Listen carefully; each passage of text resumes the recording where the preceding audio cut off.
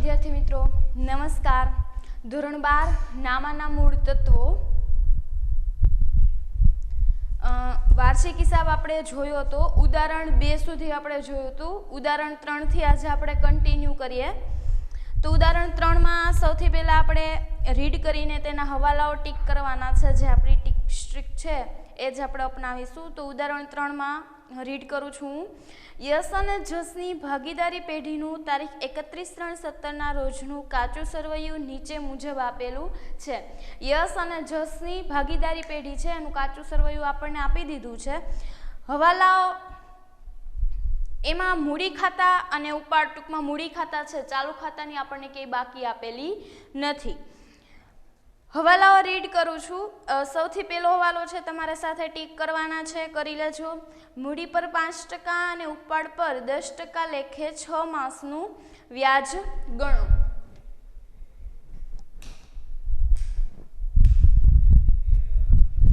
તો મૂડી અને ઉપાડ છે ત્યાં કરો પેલો બંનેમાં. આખર સ્ટોક ₹15,000નો છે જેની બજાર કિંમત 12,000 છે. તો આખર સ્ટોકનો હવાલામાં આપણને આપ્યું છે. તો આખર સ્ટોકની છેલ્લે એન્ટ્રી થશે એટલે એ હવાલો ટીક કરો કે બધું થઈ જાય પછી આપણે એને લાસ્ટમાં જોઈશું. ત્રીજો હવાલો છે 500 સ્ટેશનરી ખર્ચના ચૂકવવાના બાકી છે. તો સ્ટેશનરી ખર્ચ છે ત્યાં કરો 3. મજૂરીના ₹400 અગાઉથી ચૂકવેલા છે. મજૂરી છે ત્યાં કરો 4. ₹200 ભાડું અગાઉથી મળેલ છે અને જ્યારે 40 વટાવ મળવાનો બાકી છે. ભાડું અને વટાવ બંનેમાં 5 કરો. ભાડું અને વટાવ છે એ જમા બાકીમાં આપેલો છે. મળેલ ભાડું અને મળેલ વટાવ એ બંનેમાં 5 કરો. ગ્રાહકોમાંથી ₹1,000 ઘાલખાદ માંડીવાળો તથા 5% ઘાલખાદ અનામત અને 2% દેવાદાર વટાવ અનામત રાખો. તો ગ્રાહકો એટલે શું? તો કે દેવાદારો. દેવાદારો કે તો એ ગ્રાહકો અથવા તો એમ કે લેણું, ત્રણેય વસ્તુ એક જ છે. તો આપણને ગ્રાહકો આપેલા છે ત્યાં નંબર 6 કરો. 8મો હવાલો 2000નો માલ બળી ગયો હતો જેમાં વીમા કંપનીએ 80% દાવો મંજૂર કર્યો છે. બરોબર. તો 2000નો માલ બળી ગયો, વીમા કંપની આપણને 80% દાવો મંજૂર કર્યો. તો આ શું થયું? આગથી બળી ગયેલ માલ થયો. બરાબર. તો એની અન્ય રીતે માલની જાવકની નોંધ આપણે કેવી રીતે કરીએ છીએ? ખરીદીમાંથી બાદ કરીએ છીએ. તો ખરીદી છે ત્યાં નંબર 8 કરો અને એ હવાલો ટીકઈ કરો કારણ કે એની બીજી એન્ટ્રી આપણે એ હવાલો કરશું ત્યારે જોઈ લેશું. અને ટીકઈ કરો એટલે કે ભૂલાઈ ના જાય. અને એના પછીનો જે 9મો હવાલો છે કે જસને તેનું કમિશન બાદ કર્યા પછી વધતા નફા પર 10% કમિશન આપવાનું છે. તો આ ક્યારે થશે? તો કે જ્યારે નફો મળશે, વહેંચણી પાત્ર નફો કે વહેંચણી પાત્ર ખોટ મળશે એના પર જસને કમિશન આપવાનું થશે. તો એ હવાલો બધાની છેલ્લે ગણાશે. તો એ હવાલો પણ ટીક કરો. તો હવે લાઇનમાં બધું સ્ટાર્ટિંગથી જોઈએ. ચાલુ ખાતાની બાકી આપેલી નથી એટલા માટે ચાલુ ખાતું કંઈ કરવાની જરૂર છે નહીં. ખાલી મૂડી ખાતાની બાકી આપણને આપી છે તો મૂડી ખાતા કરીશું. ઓકે. તો સૌથી પહેલાં આપણને કાચા સરવૈયામાં આપેલું છે ઉપાડ. ઉપાડ ક્યાં આવે છે? આપણે ક્યાં એની નોંધ કરીએ છીએ? મૂડી ખાતામાં. કઈ બાજુ? ઉધાર બાજુ. ઉપાડની બાકી કેવી હોય છે? ઉધાર. તો મૂડી ખાતામાં ઉધાર બાજુ ઉપાડ. ઉપાડ કેટલાનો આપેલો છે? યશનો છે 8,000 અને જસનો છે 4,000. 8,000 અને 4,000. હવાલો એના પર પેલો છે. હવાલા નંબર 1 રીડ કરું છું. મૂડી પર 5% અને ઉપાડ પર 10% લેખે 6 માસનું વ્યાજ ગણો. તો ગણતરીમાં હું તમને બતાવું છું. અહીંયા સૌથી પહેલું ઉપાડ પર વ્યાજ.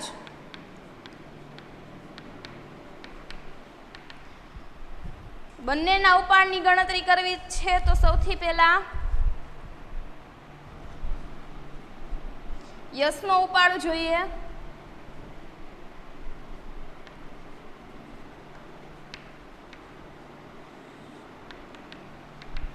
યસનો ઉપાડ છે 8000 ગુણ્યા ઉપાડ પર કેટલા ટકા વ્યાજ કીધું છે 10%, અને કેટલા મહિનાનું કીધું છે 6 મહિનાનું, એટલે ગુણ્યા 6/12. હવે આપણે એવી જ રીતે જસનું કરીએ તો જસનો કેટલો ઉપાડ છે 4000, કેટલા ટકા ઉપાડ પર કીધા છે 10%, અને ગુણ્યા 6/12. બરાબર, આ બંનેનું કરી લીધું. કેટલા આવશે? ઉપાડ પર વ્યાજ 8000 ગુણ્યા 10% ગુણ્યા 6/12, એટલે બંનેમાં એકમાં 400 અને 200.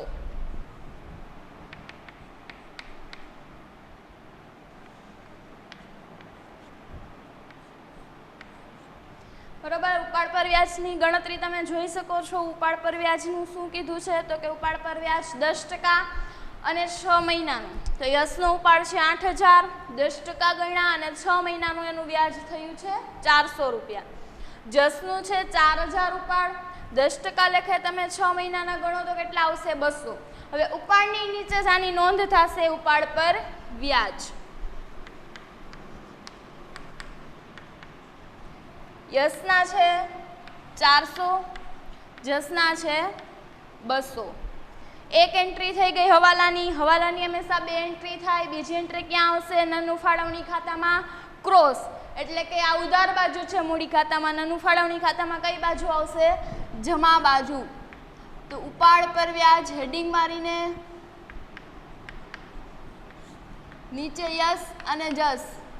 યસનો છે 400, જસનો છે 200, તો ટોટલ કેટલા આવશે 600. બંને એન્ટ્રી તમે જોઈ શકો છો. એના પછીનો હવાલો છે સ્ટોક. તો સ્ટોકમાં આપણને બ્રેકેટમાં આપેલું છે 1/4/2016. તો એ તમને ખબર છે કયો સ્ટોક ગણાશે તો કે શરૂ સ્ટોક. જો 31/3/17 હોત બ્રેકેટમાં તો એ કયો સ્ટોક હોત? આખર સ્ટોક. અહીંયા શું આપેલું છે? 1/4/16 આપેલું છે, તો એ કયો સ્ટોક હશે? શરૂ સ્ટોક. તો શરૂ સ્ટોકની એન્ટ્રી ક્યાં થશે તો કે વેપાર ખાતાની ઉધાર બાજુ.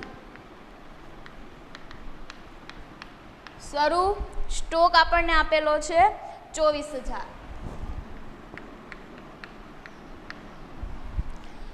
એના પછીનો હવાલો છે બાકી છે ઉધાર બાકીમાં ગ્રાહકો. ગ્રાહકો એટલે શું તો કે દેવાદારો. દેવાદાર એટલે લેણું. તો એની એન્ટ્રી ક્યાં આવશે? મિલકત લેણા બાજુ. ગ્રાહકો આપેલા છે 29000 અને હવાલો છે એટલે આપણે ક્યાં લખશું? ઇનર કોલમમાં. ગ્રાહકો 29000. એના પર હવાલા નંબર 6 છે. શું કીધું છઠ્ઠા હવાલામાં? ગ્રાહકોમાંથી રૂપિયા 1000 ગાલખાદ માંડી વાળો. તો સૌથી પહેલા ગ્રાહકોમાંથી આપણે 1000 ગાલખાદ બાદ કરીશું. ઓકે, હજી આગળ છે એટલે હજી ઇનર કોલમમાં રહેશે 28000. આગળ કીધું તમને 5% ગાલખાદ અનામત રાખો. 5% એટલે કેટલા આવશે? 1400 ગાલખાદ અનામત.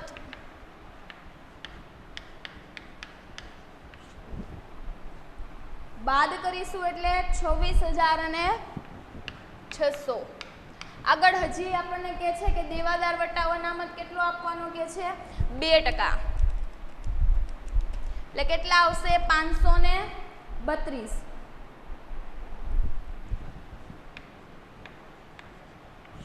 આ થયું દેવાદાર વટાવ અનામત. આઉટરમાં 26068.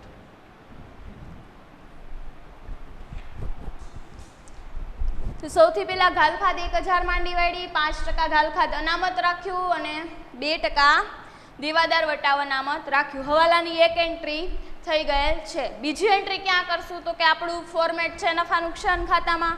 શું ફોર્મેટ છે તો કે ગાલખાદ હવાલાની, ગાલખાદ કાચા સરવૈયાની, ગાલખાદ અનામત હવાલાની, ગાલખાદ અનામત કાચા સરવૈયાની, જે કાચા સરવૈયાની છે બાદ થશે. તો ગાલખાદ હવાલાની કે એટલે તમે જે પાકા સરવૈયામાં મિલકત લેણા બાજુ કરેલું છે ત્યાં જોવાનું. તો ગાલખાદ હવાલાની કેટલી છે? 1000. કે ગાલખાદ કાચા સરવૈયામાં જો હોય તો લખવાની છે. કેટલી છે?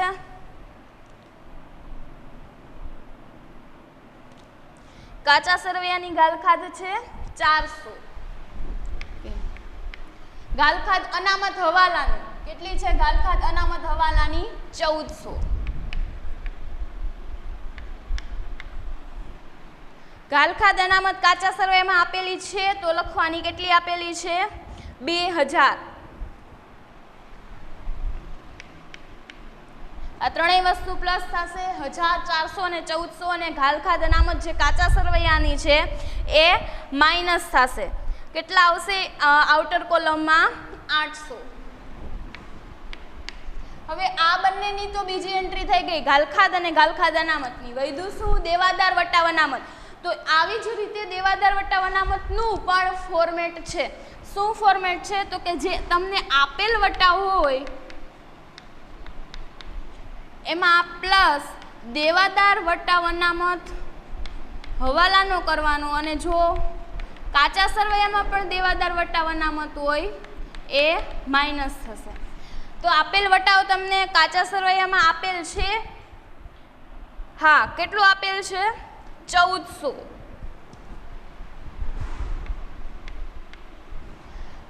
પ્લસ દેવાદાર વટાવ અનામત હવાલાનો આપેલો છે હવાલામાં, ઓકે, કેટલો? 532.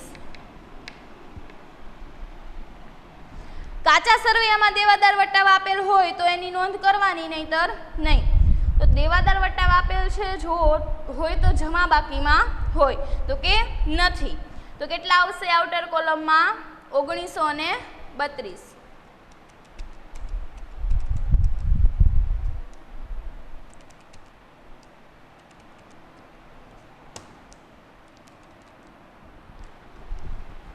આ બંનેનો પ્લસ 1932. તો ત્રણેયની બીજી એન્ટ્રી થઈ ગઈ. ગાલખાદ અનામત હવાલાની અહીંયા આવી ગઈ, સાથે સાથે કાચા સરવૈયાનું પણ લઈ લીધેલ છે, આપેલ વટાવ આવી ગયો, અને દેવાદાર વટાવ અનામતની બીજી એન્ટ્રી અહીંયા થઈ ગઈ. એના પછી આપણને આપેલું છે ખરીદી. ગ્રાહકો પછી આપણને ખરીદી આપેલું છે. તો ખરીદી વેપાર ખાતામાં કઈ બાજુ આવશે? ઉધાર બાજુ. ખરીદી. હવે જો ખરીદ પરત હોય અને આમ હવાલો પણ છે, એટલે પહેલા શું આપણે ઇનર કોલમમાં લખશું 1,30,000 અને 800. હવાલો પછી જોવાનો થશે. સૌથી પહેલા ખરીદીમાંથી જો ખરીદ પરત હોય તો એ બાદ કરવામાં આવશે. તો ખરીદ પરત કેટલું આપણને આપેલું છે?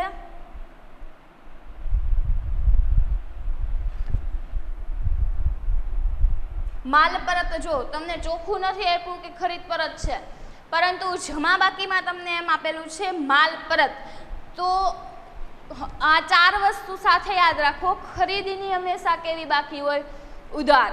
ખરીદ પરતની કેવી બાકી હોય? જમા.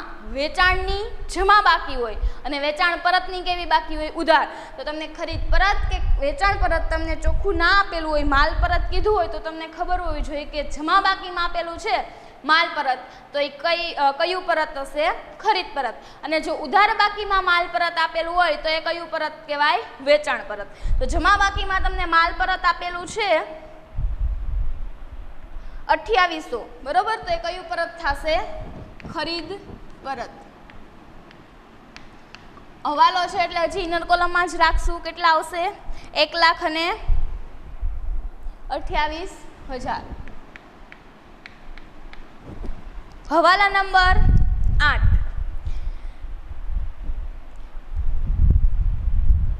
પણ 8મો હવાલો જોતા પહેલા તમને જમા બાકીમાં સેકન્ડ લાસ્ટ જે ઉપાડથી ગયેલ માલ આપેલો છે.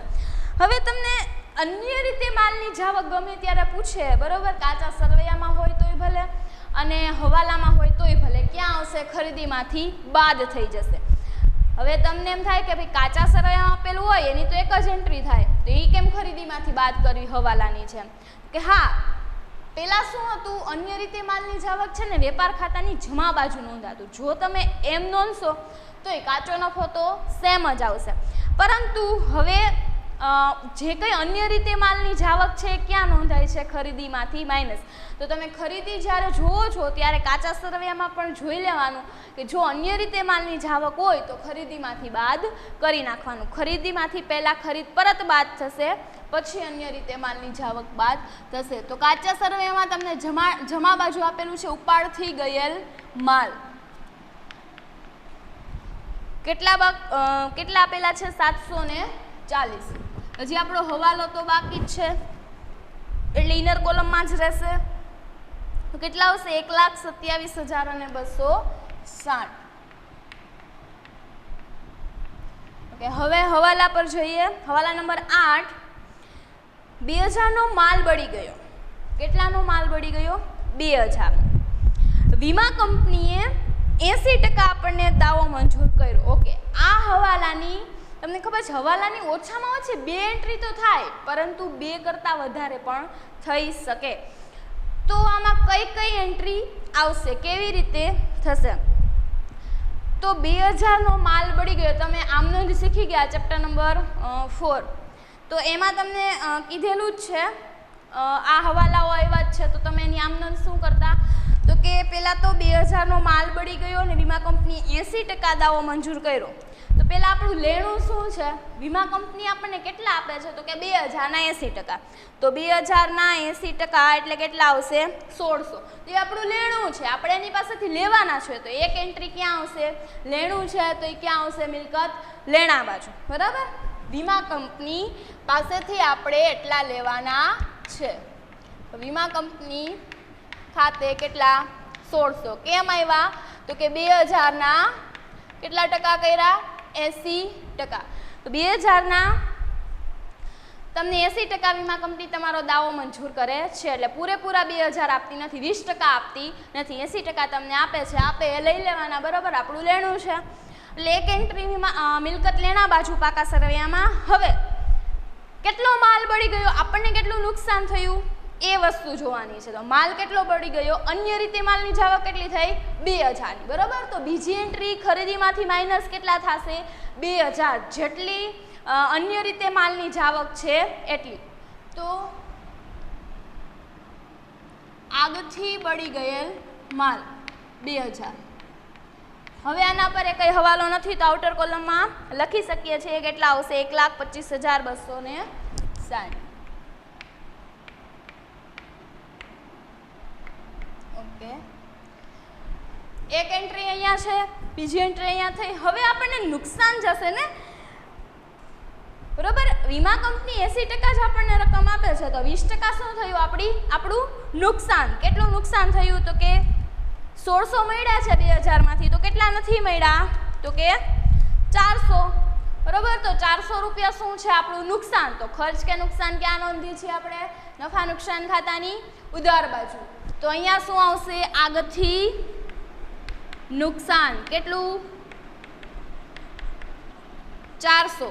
કેમ ખબર પડી? તો કે 2000 હતા એમાં 80% આપી દીધા. 80% એટલે કેટલા થયા હતા? 1600. તો કેટલું આપણું નુકસાન થયું? 400 રૂપિયાનું. ફરી એકવાર, વીમા કંપની 2000નો માલ બળી ગયો. બરોબર? તો અન્ય રીતે માલની જાવક કહેવાય. તો એ ખરીદીમાંથી બાદ કરી. આગથી બળી ગયેલ માલ 2000. 80% આપણને વીમા કંપની આપે છે તો એ આપણું લેણું કહેવાય. તો ક્યાં આવશે? મિલકત લેણા બાજુ. કેટલા? 80%. તો 2000ના 80% કેટલા થશે? 1600. 2000માંથી આપણને 1600 મળી ગયા છે. કેટલા નથી મળ્યા? કેટલું નુકસાન થયું? તો કે 2000માંથી 1600 મળી ગયા. તો કેટલું નુકસાન છે? 400નું. તો નુકસાન કે ખર્ચ ક્યાં આવશે? નફા નુકસાન ખાતાની ઉધાર બાજુ. આગથી નુકસાન. બરોબર? તો આ હવાલાની કેટલી એન્ટ્રી થઈ? 3. એના પછીનું છે મજૂરી. તો મજૂરી ક્યાં આવશે? વેપાર ખાતાની ઉધાર બાજુ. બરોબર? ખરીદીને લગતો ખર્ચો છે. તો મજૂરી કેટલી છે? 2000.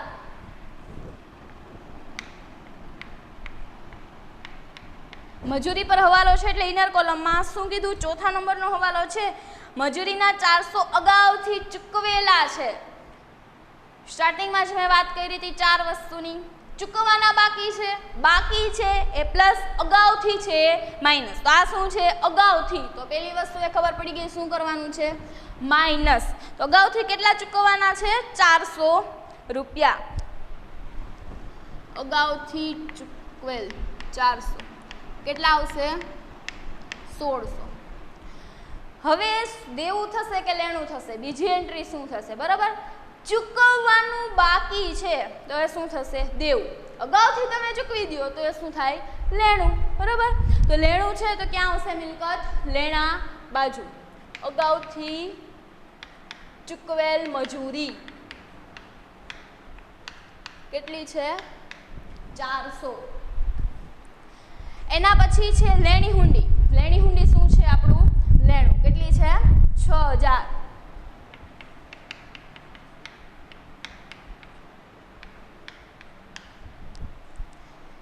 એના પછી છે 6%ના રોકાણો 1, 4, 16 અને 10000. હવે આમાં તમને બ્રેકેટમાં આપેલું છે બરોબર. 6%ના રોકાણો કીધા છે. કેવો હવાલો હશે? ગુપ્ત હવાલો. જો મેં ક્યાંય તમને આ હવાલો ટીક નથી કરાવેલો બરોબર.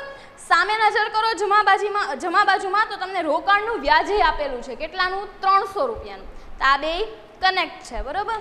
તો સૌથી પહેલા રોકાણો છે શું કહેવાય? આપણી એક પ્રકારની મિલકત. મિલકત લેણા બાજુ 6%ના રોકાણો. કેટલા છે રોકાણો? 10000. તો હવાલો છે ઇનર કોલમમાં લખશું બરોબર. હવે આનું વ્યાજ કેવી રીતે ગણવું? અને આપણને ઓલરેડી વ્યાજ આપી દીધું છે.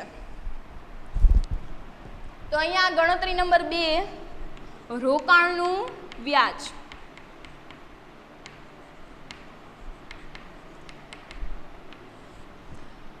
રોકાણો છે આપણી પાસે 10000.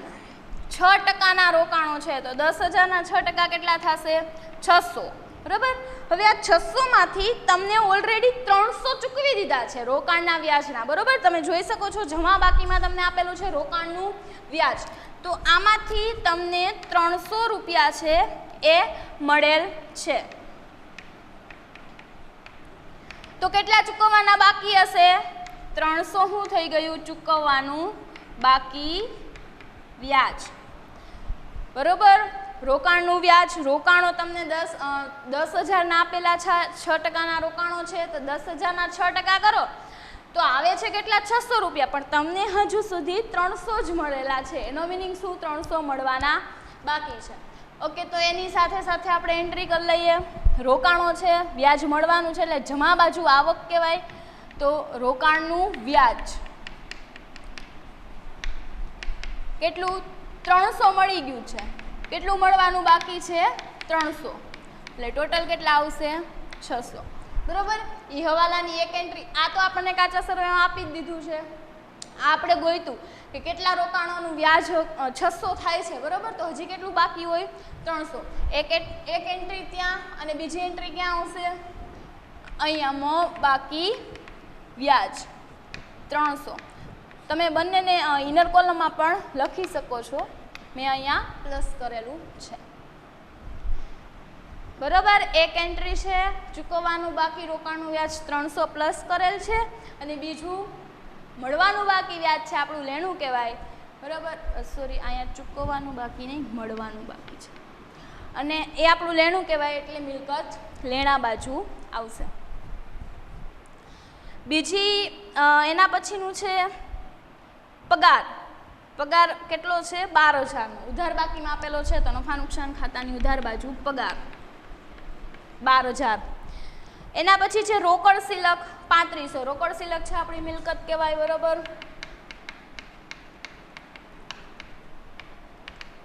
3500. એના પછી આપેલું છે આપેલ વટાવ. આપેલ વટાવ આપણે દેવાદાર વટાવ અનામતની એન્ટ્રી કરવા માટે ઓલરેડી લીધેલ છે. માલ પરત. હવે ઉધાર બાકીમાં માલ પરત આવ્યું તો બોલો કયું પરત હશે? વેચાણ પરત બરોબર. તો એ વેચાણ આપણે સાથે લઈ લઈએ. વેચાણ કેટલું છે જમા બાકીમાં? 2,04,000.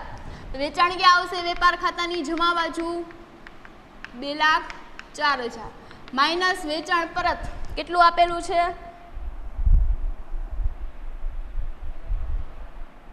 2400.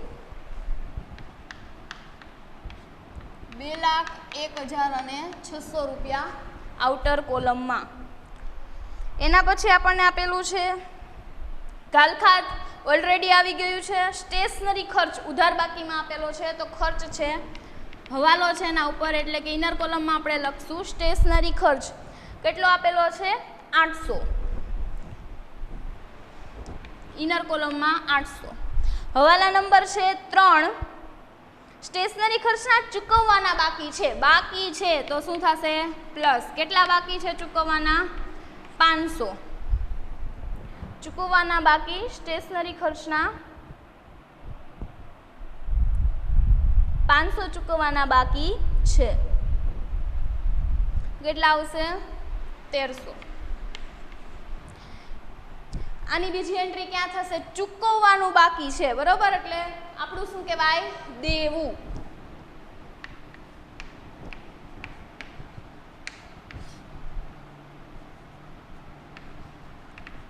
ચૂકવવાનું બાકી સ્ટેશનરી ખર્ચ કેટલા? 500. એના પછીનો પોઈન્ટ છે ઓફિસ ખર્ચ. ઉધાર બાકીમાં આપેલો છે, તો નફા નુકસાન ખાતાની કઈ બાજુ આવશે? ઉધાર બાજુ. ઓફિસ ખર્ચ 2300. એના પછી મોટર કાર છે, બરોબર, એ શું થશે? આપણી મિલકત. તો મોટર કાર કેટલી છે? 52,000. હવાલો છે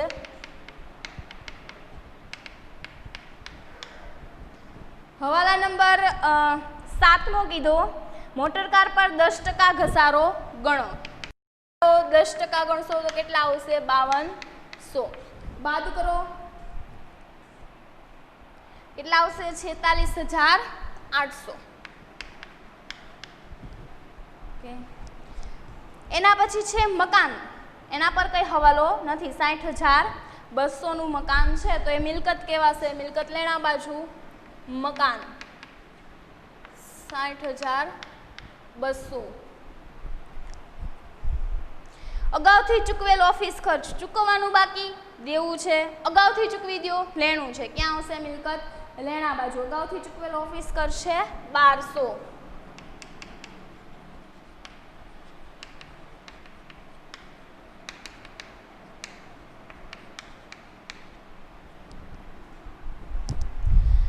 જમા બાકીમાં જુઓ તો મૂડી છે. મૂડી ક્યાં આવશે? મૂડી ખાતામાં જમા બાજુ. કેવી બાકી હોય? મૂડીની જમા બાકી. તો યશની 50,000 અને જસની 40,000. તો બાકી આગળ લાવ્યા. યશની 50,000 છે અને જસની 40,000 છે. આમાં હવાલા નંબર પહેલો કીધો કે મૂડી પર 5% અને ઉપાડ પર 10% લેખે 6 માસનું વ્યાજ ગણો, બરોબર. તો આવી જ રીતે પાછું મૂડીનું વ્યાજ કેલ્ક્યુલેશન કરવાનું છે. મૂડી પર વ્યાજ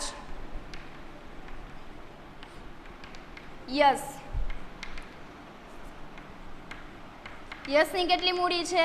50,000. કેટલા ટકા વ્યાજ ગણવાનું કીધું? મૂડી પર 5%. 5% ગુણ્યા 6 ભાગ્યા 12. યસ જસની છે 40,000. 40,000 ગુણ્યા 5% ગુણ્યા 6 ભાગ્યા 12. તો કેટલું આવશે મૂડી પર વ્યાજ? 2500 અને 2000. મૂડીની નીચે જ મૂડી પર વ્યાજ 2500, 2000. એક એન્ટ્રી થઈ ગઈ મૂડી પર વ્યાજની. બીજી એન્ટ્રી ક્યાં આવશે? ક્રોસ નન્નું ફાળવણી ખાતામાં ઉધાર બાજુ હેડિંગ મૂડી પર વ્યાજ. યસ જસ 2500 યસની અને જસની કેટલી છે? 2000. એટલે ટોટલ 4,500. એના પછીનું છે વેપારીઓ. વેપારીઓ એટલે શું? લેણદારો. લેણદારો, વેપારીઓ અને દેવું ત્રણેય વસ્તુ સેમ જ છે. તો વેપારીઓ એટલે કે લેણદારો. લેણદારો મીન્સ દેવું. ક્યાં આવશે? મૂડી દેવા બાજુ. કેટલાના વેપારીઓ છે? 16,400.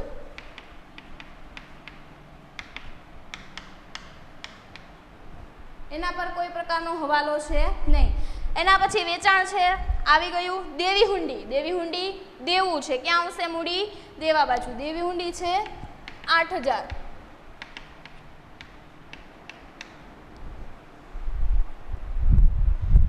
રોકાણનું વ્યાજ આપણે અહીંયા લઈ લીધું છે બેંક ઓવરડ્રાફ્ટ. બેંક ઓવરડ્રાફ્ટ શું છે? એક પ્રકારનું દેવું છે, બરોબર. એ મૂડી દેવા બાજુ 24,260.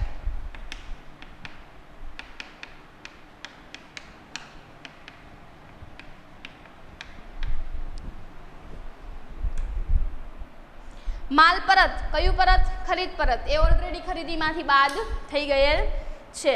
મળેલ ભાડું, તો જમા બાકીમાં આપ્યું છે, એનો મિનિંગ શું? આવક હશે. તો નફા નુકસાન ખાતાની જમા બાજુ મળેલ ભાડું છે આપણું 600, પણ હવાલો છે એટલે ઇનર કોલમમાં મળેલ ભાડું 600. હવાલા નંબર 5મો, 200 ભાડું અગાઉથી મળેલ છે. અગાઉથી શું આવશે? માઇનસ. અગાઉથી મળેલ ભાડું 200, કેટલા આવશે? 400 આઉટર કોલમમાં.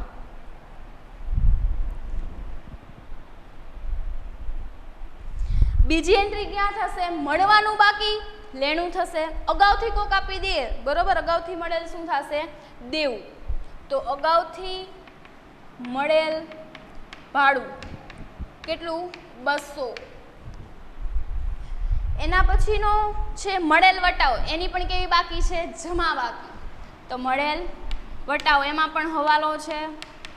કેટલામાં નંબરનો? મળેલ વટાવ છે 400 રૂપિયા. હવાલા નંબર 5. 400 વટાવ મળવાનો બાકી છે. બાકી શું આવશે? પ્લસ. મળવાનો બાકી 50. તો 400 ને 50.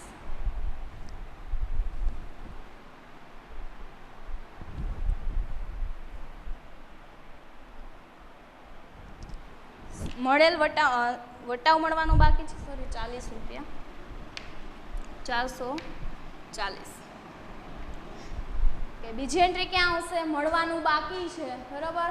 તો લેણું થશે. તો બીજી એન્ટ્રી ક્યાં આવશે? મિલકત લેણા બાજુ મળવાનું બાકી વટાવ કેટલો છે? 40. બંને એન્ટ્રી થઈ ગયેલ છે. એના પછી ઘાલખાદ અનામત જે આપણે આવી ગઈ.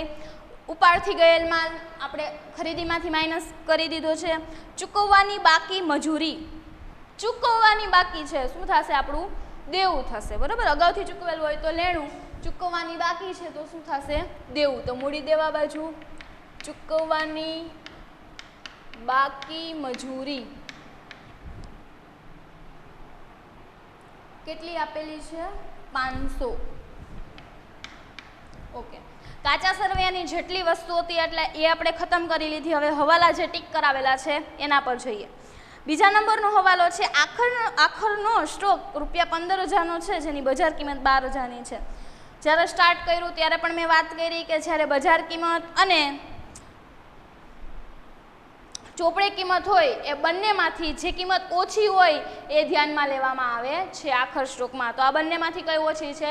12,000, મીન્સ કે બજાર કિંમત, બરાબર. તો આખર સ્ટોક હવાલામાં છે 2 એન્ટ્રી. એક એન્ટ્રી ક્યાં થશે? વેપાર ખાતાની જમા બાજુ. શરૂ સ્ટોક વેપાર ખાતાની ઉધાર બાજુ, આખર સ્ટોક વેપાર ખાતાની જમા બાજુ. આખર સ્ટોક બેમાંથી કઈ ઓછી હતી? બજાર કિંમત. બજાર કિંમત એટલે કે 12,000. બીજી એન્ટ્રી આપણી એક પ્રકારની મિલકત છે, તો મિલકત લેણા બાજુ આખર સ્ટોક 12,000.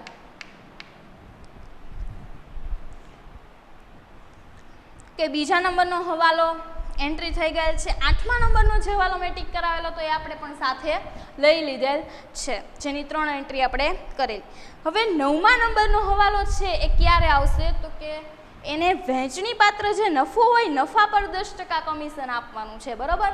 તો અહીંયા નફો મળશે, એના પર 10% કમિશન મળશે ને, તો ત્યાં એ પહેલાં શું કરવું પડશે? ખાતા ક્લોઝ કરવા પડશે, બરાબર. અને અહીંયા સુધી પહોંચવું પડશે, ત્યારે એના પર કમિશન ગણવામાં આવશે. તો સૌથી પહેલાં આપણે વેપાર ખાતું ક્લોઝ કરીએ તો કેટલા આવશે? વેપાર ખાતું જમા બાજુનો સરવાળો આઈ થિંક વધારે છે, તો એ સરવાળો કરતા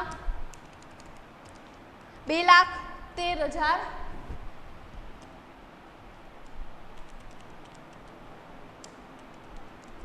અને 600 રૂપિયા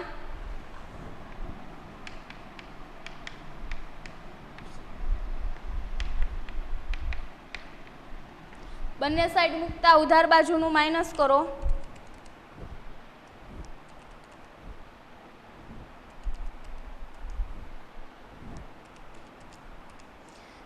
તો તમને કાચો નફો મળે છે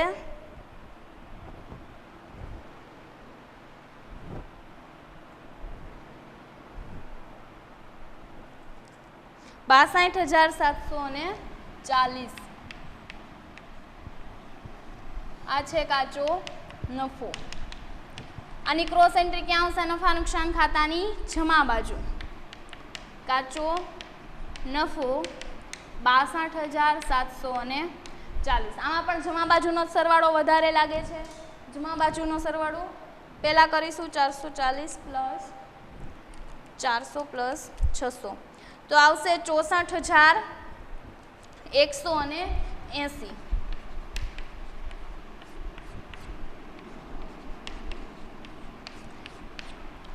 ઉધાર બાજુની વસ્તુ જે છે એ માઇનસ કરો. 800, 1932, 400, 12,000, 1300 અને 2300. તો કેટલો આવશે ચોખ્ખો નફો?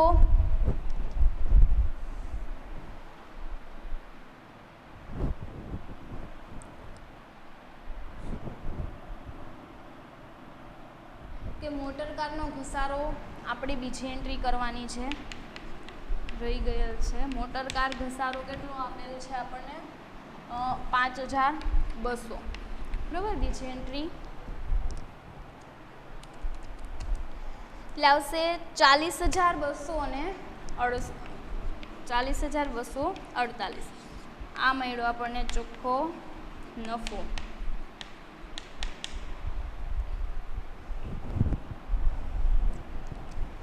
આની ક્રોસ એન્ટ્રી ક્યાં થશે? નફા નુકસાન ફાળવણી ખાતામાં જમા બાજુ.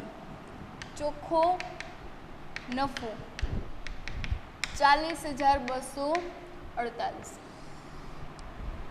હવે આ ખાતું આપણે ક્લોઝ કરીને અહીંયા મૂકીએ 40,248 પ્લસ 600. એટલે આ વસ્તુ છે એ આપણે રફમાં કરવાની છે, કારણ કે પહેલાં એને કમિશન આપવાનું થશે તો એની એન્ટ્રી પાછી આવશે. એટલે રફ પર આપણે કમિશન ગણવા માટે પહેલાં આપણે નફો શોધી છે. કમિશન, કેનું કમિશન શોધવાનું છે?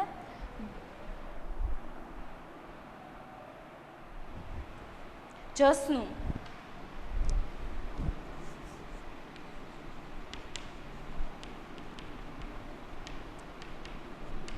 બરોબર, ટોટલ અહીંયા કેટલો આવે છે?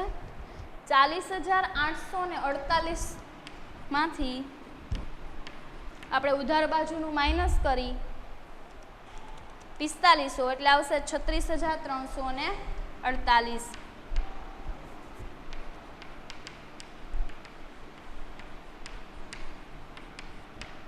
આ આપણને મળ્યો નફો. બરોબર, આ બાજુની વસ્તુ આ માઇનસ કરી 40,248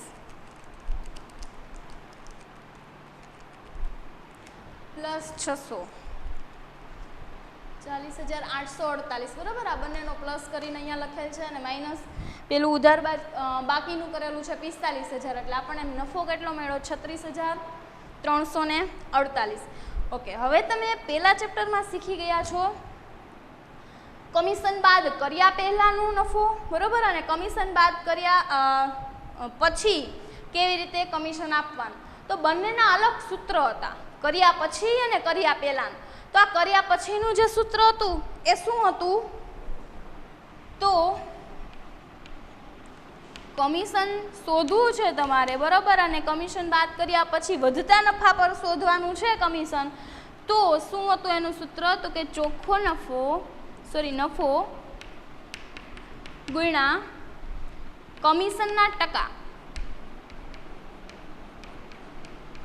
ના છેદમાં 100 પ્લસ કમિશનના ટકા. તો આપણા કેસમાં જોઈએ તો નફો કેટલો છે? 36,348. કમિશનના ટકા કેટલા આપણને આપેલા છે? 10%. એટલે 10, અહીં ટકા ના કરતા 10, બરોબર. અને અહીંયા 100 પ્લસ કમિશનના ટકા એટલે 100 પ્લસ 10, 348 ગુણ્યા 10 ના છેદમાં 110 જેટલો આવે એટલો શું આવશે કમિશન મળેલું હશે. તો આપણે કેલ્ક્યુલેશન કરીએ 36,348 ગુણ્યા 10 ભાગ્યા 110 તો 3304 પોઈન્ટમાં આવે છે એટલે ડરવાનું કંઈ જરૂર નથી બરાબર. પોઈન્ટમાં આવી શકે પણ પોઈન્ટ આપણે લેવાના નથી. તો 3304 3,304 રૂપિયા છે કમિશન મળેલું છે. હવે વહેંચણી પાત્ર નન્નું ફાળવણી ખાતું સમજાવ્યું મેં ત્યારે તમને કીધું હતું કે જ્યારે ભાગીદારને કંઈ પણ આપવાનું છે પગાર બોનસ કમિશન કે મહેનતાણું તો આપણે એની નોંધ કયા ખાતામાં કરી છીએ મૂડી ખાતાની જમા બાજુ અને એની ક્રોસ એન્ટ્રી થશે નફા નુકસાન ખાતાની ઉધાર બાજુ બરાબર. આપવાનું છે બરાબર. આ ભાગીદારનું ખાતું છે ને એને આપવાનું છે ભાગીદારને તો ભાગીદારને મળે છે. ભાગીદારને જે વસ્તુ મળતી હોય ક્યાં આવશે જમા બાજુ. એના માટે જે કંઈ ખર્ચ હોય ક્યાં આવશે ઉધાર બાજુ. પણ એને કંઈ મળે છે પેઢી કંઈ આપે છે તો ક્યાં આવશે જમા બાજુ. તો કમિશન કોનું જસનું બરાબર. કેટલું મળ્યું 33,304 રૂપિયા. એની ક્રોસ એન્ટ્રી ક્યાં થશે નન્નું ફાળવણીમાં ઉધાર બાજુ જસનું કમિશન 3304. હવે તમે ખાતું ક્લોઝ કરી શકો છો બરાબર. તો ખબર પડી ફરીથી સમજાવું છું કમિશન કેવી રીતે ગણવાનું છે. તો કે અહીંયા આપણે રફ વર્કમાં વહી જવાનું છે. અહીંયા સુધી જોઈ લેવાનું નન્નું ફાળવણીમાં જ્યારે આપણે ચોખ્ખો વહેંચણી પાત્ર નફો કે ખોટ જોવાની છે ને એના ઉપર કમિશન આપવાનું છે બરાબર. તો એ રફ વર્કમાં કાર્ય કરવાનું છે આપણે કર્યું. આ બંનેનો સરવાળો બરાબર -4500 કર્યા તો નફો આપણને મળ્યો 36,348. હવે બાદ કર્યા પછી વધતા નફા પર આપવાનું છે. તો એનું સૂત્ર છે કે ભાઈ કમિશન નફો ગુણ્યા કમિશનના ટકા ના છેદમાં 100 પ્લસ કમિશનના ટકા. તો એમાંથી કેટલું કમિશન મળ્યું 3,304. બે એન્ટ્રી ભાગીદારને આપવાનું છે મૂડી ખાતાની જમા બાજુ એની ક્રોસ એન્ટ્રી નન્નું ફાળવણી ખાતામાં ઉધાર બાજુ. હવે આપણે જેમ કરીએ છીએ ક્લોઝ કરીએ. પાછો સરવાળો કરીને 400,248 પ્લસ 600 માઇનસ 4500 એન્ડ 3304 કેટલો આવશે 33,044.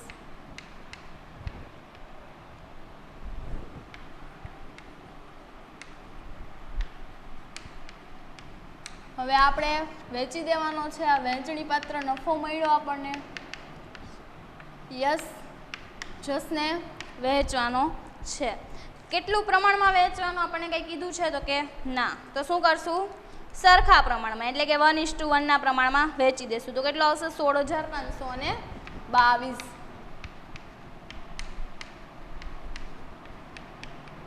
એક જેમ એકના પ્રમાણમાં વેચી દીધું. આપણને કંઈ માહિતી આપેલી છે નહીં. એની ક્રોસ એન્ટ્રી ક્યાં આવશે મૂડી ખાતામાં વહેંચણી પાત્ર નફો 16,522 16,522. હવે આ ખાતું ક્લોઝ કરીએ.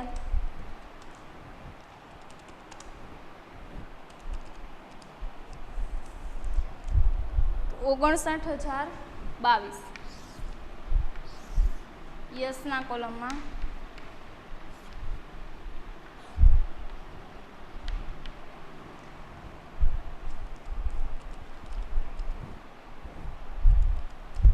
બાકી નીકળે છે એની 60,622. જસનું કરીએ તો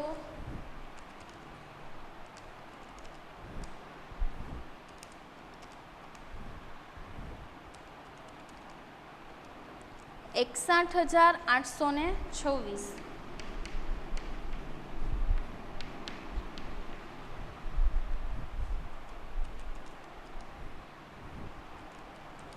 અને એની બાકી નીકળે છે 57,626.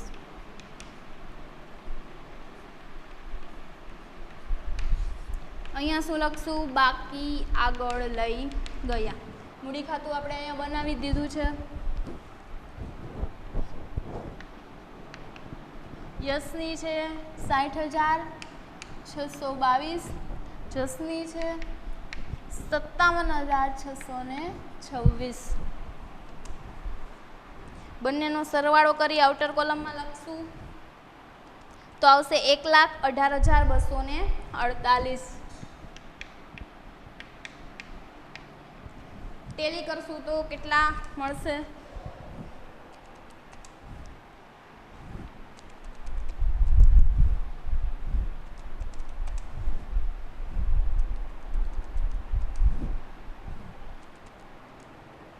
એક લાખ 24,260.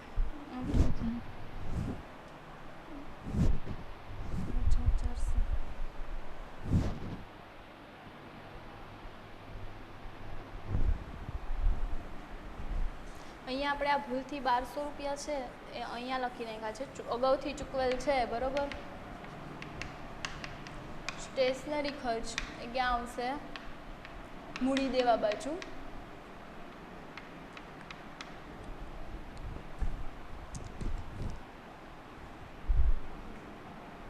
હવે આપણે કરીશું તો 1,48,248 પ્લસ 500, 16,400, 8,000, 24,260, 500 પ્લસ 1200,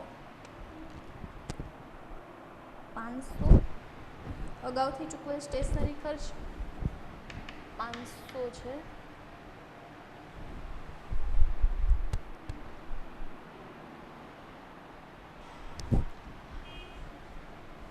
બંને વસ્તુની નોંધ છે અહીંયા ભૂલથી થઈ ગયેલ છે. અગાઉથી મળેલ, ઓકે, મળવાનું બાકી છે. શું છે? આપણું લેણું છે. અગાઉથી મળેલ આપણું દેવું છે. 1,18,248 પ્લસ 500 પ્લસ 16,400, 8,000, 24,260, 500, 500 અને 200, તો 1,68,608 રૂપિયા આવે છે.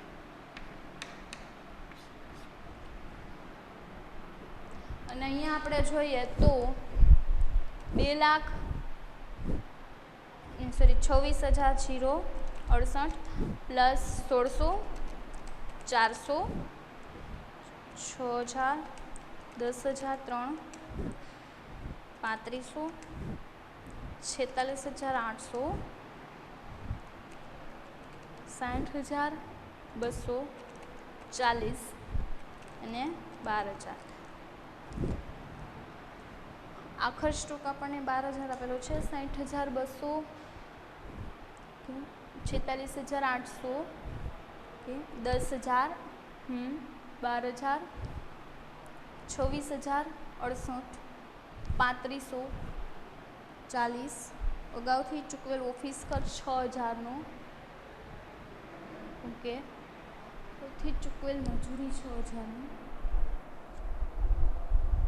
આપણાથી અહીંયા અગાઉથી ચૂકવેલ ઓફિસ ખર્ચ 1200નો છે ને મજૂરી છે 400ની. ચૂકવેલ મજૂરી 400ની, અગાઉથી ચૂકવેલ ઓફિસ ખર્ચ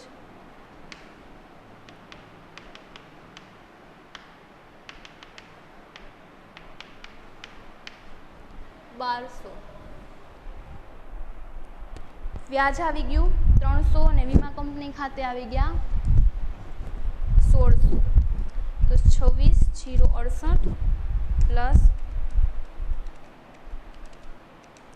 1600 પ્લસ 400,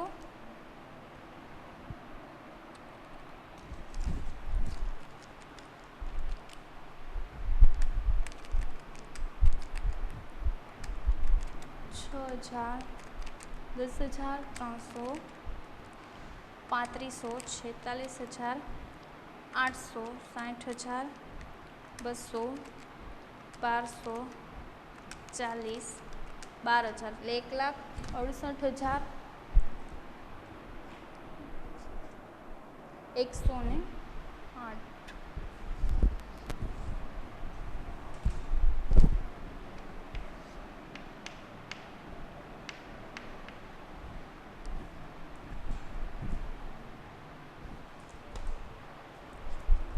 મિલકતો પર આપણે ઘસારો લઈ લીધો 60,200નો, મોટરકાર પર આપણે 46,800 લીધા, રોકાણોમાં આપણે 10,300 બંનેથી એડ કરીને 10,300, 12,000 છે આખર સ્ટોક છે આપણો, 26,068, 3500 આપણા રોકડ સિલકના છે, 40 મળવાનું બાકી છે, લેણી ઊંડી 6,000ની છે, અગાઉથી ચૂકવેલ ઓફિસ ખર્ચ 12,000નો છે, અગાઉથી ચૂકવેલ મજૂરી છે એ 400ની છે, રોકાણ પર વ્યાજ આપણે એમાં એડ કરી દીધું ને વીમા કંપની ખાતે 1,600 છે. અહીંયા આપણે જોઈએ તો 1,18,248 રૂપિયા છે બરોબર, એ બંનેનો ટોટલ આવે છે 24,260 બેંક ઓવરડ્રાફ્ટ છે, 8,000 દેવી હુંડી છે, લેણદારો આપણને વેપારીઓ આપેલા છે 16,400ના, ચૂકવવાનો બાકી સ્ટેશનરી ખર્ચ તો આપણે ઓલરેડી ઉપર લખી જ દીધો છે, આ પાછું આપણે અહીંયા આવી ગયું 500 અને 200 એટલે 1,18,248 પ્લસ 500 16,400, 8,000 24,260, 500 અને 200 કે 1,68,100 અને 8 બંને બાજુ ટોટલ થઈ જાય છે. અહીંયા આપણે ભૂલથી આ ઇરેઝ કરી નાખેલું હતું પણ એ જ છે, અને અહીંયા વધારાનું લખી નાખેલું હતું પણ અહીંયા આપણે એકવાર ઓલરેડી લખેલું હતું બરાબર. તો અહીંયા 1,68,108 એ આપણો ટોટલ થઈ જાય છે અને આ ગણતરી. ઓકે, ઉદાહરણ 3 છે આજે આપણે કમ્પ્લીટ કરેલું છે. નેક્સ્ટ આપણે જોઈશું ઉદાહરણ 4. નેક્સ્ટ લેક્ચરમાં ઉદાહરણ 4 ઉપર આપણે હવાલા ટીક કરીને જોઈશું. એ પહેલાં આ દાખલો વ્યવસ્થિત રીતે જોઈ લેજો, અને સ્વાધ્યાયના જે દાખલા છે એ તમારે કરવાના છે, સેમ ટુ સેમ છે એ ઉદાહરણની જેમ જ છે. જે મને લાગશે કે કરાવવા જેવા છે અથવા હવાલાઓ અઘરા છે બરાબર, એ હું તમને અહીંયા કરાવી દઈશ. તો ઉદાહરણ પહેલું સ્વાધ્યાયનો દાખલો જે પહેલો આવે છે બરાબર, એ તમે કરી લેજો, અને સ્વાધ્યાયનો પહેલો અને બીજો બંને દાખલાઓ તમારે કરવાના છે. તો થેન્ક યુ.